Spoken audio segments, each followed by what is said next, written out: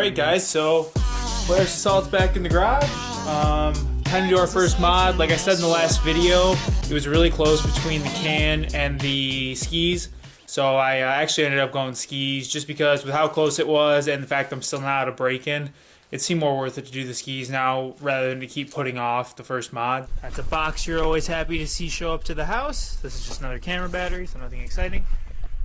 Time to get these piece of crap Pro steers off. I have to say, to Polaris, I don't know why you insist on putting the Pro steers on the Assault. They might work good on the Indy Axys and maybe the XCRs and the Pro S's, but I know for a fact on this sled they are not good. I'm probably going to add a little preload to my shocks too. I like a little bit more of an aggressive ride, but that's kind of something I'm going to talk about in my next video. But I think the CNAs are going to be a huge first step. Luckily, we don't have to do most of the work out here, so I'm going to put them together inside, and then all we got to do is come out and throw them on the sled. So,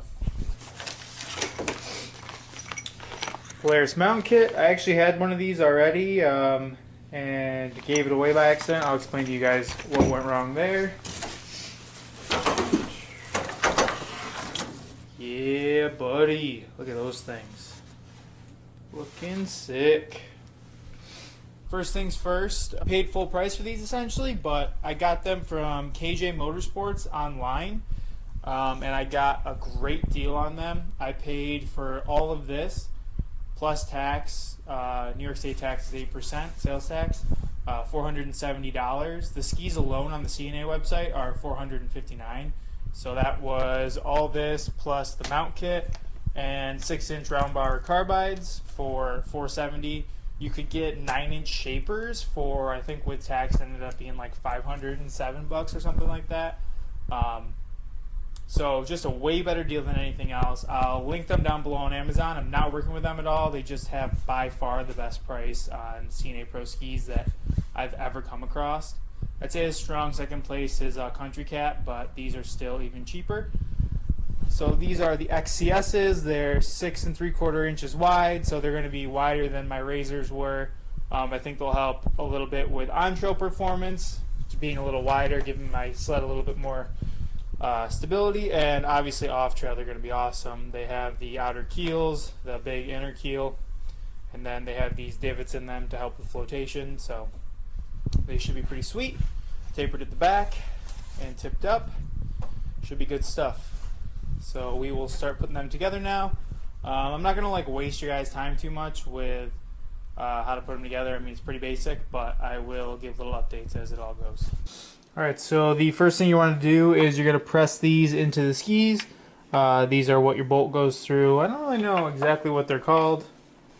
The best thing to do is to use some big pliers and just kind of pop them in there. They can fight you a little bit, so do this before you do anything else. If you have the carbides on, it's going to make it even more of a pain in the ass. I like to kind of just put a little something over the end of the pliers to kind of protect the outside of the ski. The inside won't matter much because it's just going to be pressing this in.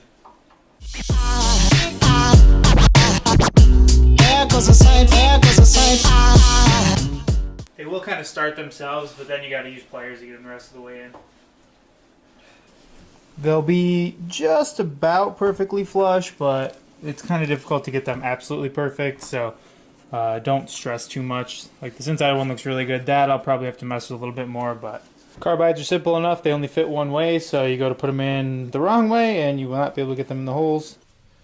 You'll probably have to use a rubber mallet or a hammer to get them actually somewhat on the keel of the ski because they kind of fight you going in, but it's pretty normal with any carbide. Now there goes a sight from miles, so I see you want with black, not white, huh? Yeah. How come? White was more money, and I wasn't sure if I liked how it was going to look. So. That says it right there. Yeah. there goes a sight, there goes a sight. There goes a sight from miles, so I think a fallen angel just walked by. I think a fallen angel just walked by. I think a fallen angel just walked by. I think a fallen angel just walked by. The big side of the rubber goes towards the back when you put it on.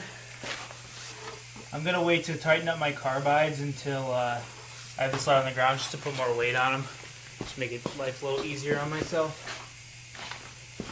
Washers go on the outside.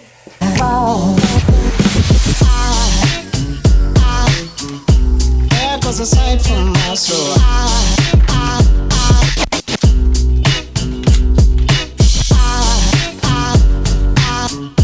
There goes a sight, there goes a sight.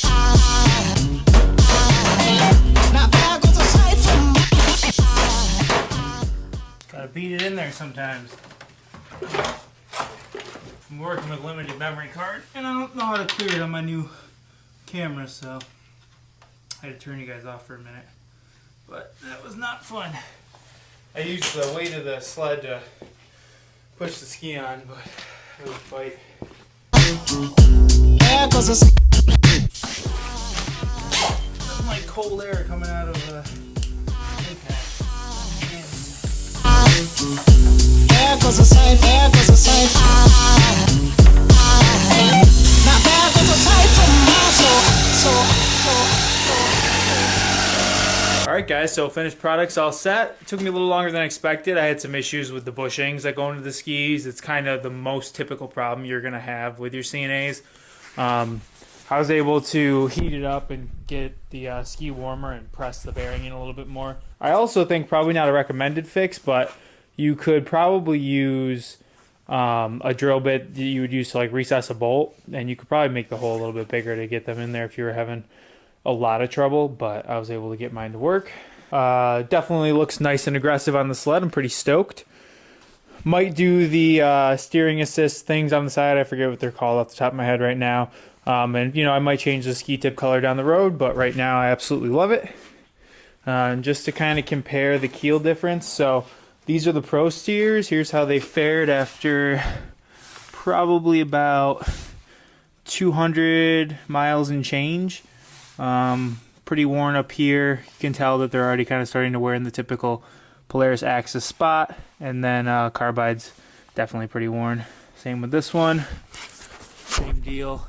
A little less worn up here. You can kind of see a little bit more material still up here. This one's already getting pretty beat, but I'm gonna overlay the difference between the two skis now, just how much more aggressive it's going to be. This does have the little baby keels on it, but it's a more narrow ski. The keels aren't as big. You don't have the recessing in the skis to help with flotation and stuff. So I think this is just the way I prefer to fix the issues that you might have with steering out of Polaris Assault. Obviously, everybody could kind of handle it differently.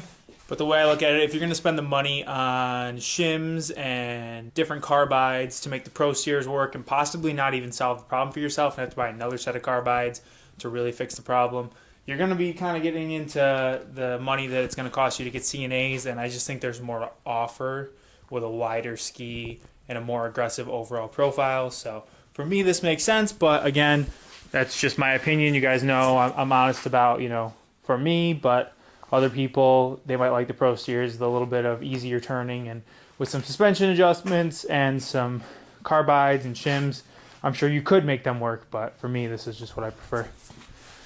Stoked to get it out there this weekend, try it out. Like I said, I'm going to do a little adjustment to the preload and stuff. Hope you guys enjoyed the last vlog, and we'll see you in the next one, Brap Gang.